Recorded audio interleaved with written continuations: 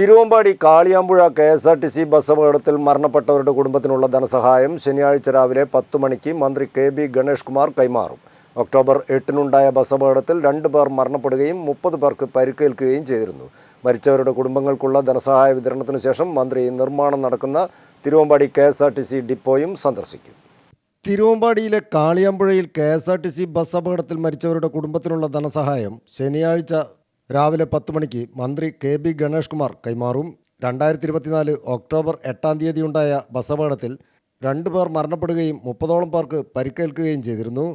ആനക്കമ്പയിൽ സ്വദേശി തോയലിൽ ത്രേസ്യാമ്മ, കണ്ടപ്പൻചാൽ വേലംകുന്നേൽ കമല എന്നിവരായിരുന്നു മരണപ്പെട്ടത്.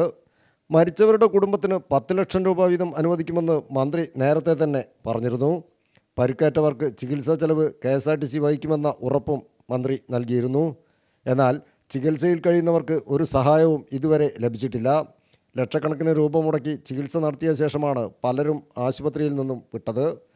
കൈയും കാലും ഒടിഞ്ഞും നട്ടെല്ലിന് ക്ഷതം പറ്റിയും കിടപ്പ് രോഗികളായ ഒട്ടേറെ ആളുകൾ ഇപ്പോഴും സഹായം ലഭിക്കാതെ ദുരിതത്തിലാണ്.